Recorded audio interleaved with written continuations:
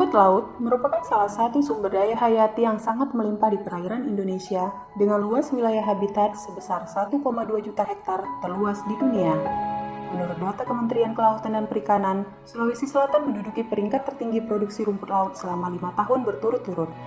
Oleh karena itu, Wageningen University bersama Jasuda dan Universitas Hasanuddin berkolaborasi melakukan penelitian uji coba on-farm budidaya rumput laut jenis Cottony dengan tujuan mengetahui pertumbuhan dan perkembangan rumput laut melalui 4 perlakuan berat bibit yang bervariasi.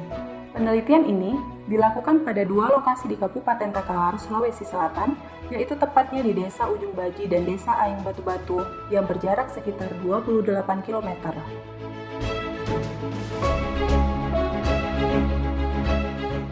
Sebelum penelitian ini dimulai, stafnya sudah memberikan edukasi kepada para petani yang terlibat dalam penelitian tentang bagaimana penelitian akan berjalan selama 3 siklus. Petani yang terlibat diberikan ruang untuk menyampaikan mengapa mereka tertarik dalam penelitian ini. Ternyata mereka sangat antusias dan penelitian ini akan sangat bermanfaat karena di dalamnya selalu terdapat improvisasi ilmu yang dapat diterapkan pada sistem budidaya rumput laut mereka untuk kedepannya. Tim Jasuda memulai kegiatan ini dengan melakukan pengukuran dan pemotongan tali sesuai anjuran penelitian. Untuk memudahkan tim peneliti dalam mengenali berat bibit, kami memberi tanda berupa pita berwarna pada tali percobaan. Pemberian tanda pada tali percobaan dilakukan sebanyak 6 kali untuk 10 titik atau cincin dalam satu tarikan tali percobaan. Selanjutnya, dilakukan pemotongan dan penimbangan rumput laut menjadi 4 variasi berat bibit, yaitu 10 gram, 20 gram, 30 gram, dan berat bibit umum yang digunakan petani. Kemudian diikat pada tali percobaan. Tali percobaan yang telah selesai akan dibawa ke laut dan rumput laut siap ditanam. 14 hari setelah penanaman, dilakukan monitoring dan sampling, di mana kegiatan ini bertujuan untuk memeriksa apakah berat yang didapatkan sesuai dengan apa yang sudah disarankan.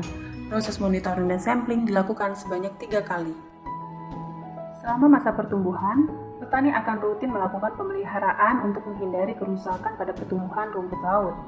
Kerusakan yang biasa terjadi adalah serangan hama dan penyakit, pertumbuhan yang terhambat, kerusakan konstruksi tanam akibat aktivitas di sekitar petak pertanaman, hingga kerusakan fisiologis lainnya. Selain pemeliharaan rutin oleh petani, setiap 14 hari tim Jasuda melakukan monitoring pertumbuhan bibit rumput laut dan kemudian memetik setiap 10 titik sebagai sampel yang kemudian ditimbang untuk mendapatkan data penelitian yang dibutuhkan. 45 hari setelah proses monitoring dan sampling, tali percobaan dipanen untuk mendapatkan data akhir pada penelitian tersebut. Proses panen selesai, tim Jasuda kembali melakukan siklus selanjutnya dengan mengulang kegiatan yang sama seperti di siklus pertama, yaitu melakukan pemotongan bibit rumput laut, penimbangan bibit, hingga pengikatan bibit pada tali percobaan lalu kembali ditanam ke laut. Setelah masuk masa panen siklus kedua, rumput laut kembali melakukan siklus ketiga atau merupakan siklus akhir penelitian. Sama seperti siklus sebelumnya, dilakukan pemotongan bibit rumput laut, penimbangan, hingga pengikatan dan penanaman di petak percobaan. 45 hari berikutnya, tim Jasuda melakukan pemanenan akhir dan dilakukan penimbangan. Data dari penimbangan yang telah didapatkan akan dianalisis oleh tim Jasuda hingga berbentuk laporan perkembangan hasil uji coba penelitian. Workshop yang diadakan pada 8 Desember 2023 di Patani, Kabupaten Takalar, dihadiri oleh tim Jasuda, Wageningen University and Research, Universitas Hasanuddin, serta para petani yang terlibat dalam penelitian. Workshop ini dibuka oleh sambutan dari ketiga lembaga. Kemudian dilanjutkan dengan sharing pengalaman petani yang berpartisipasi, pemaparan hasil penelitian, penayangan film dokumenter,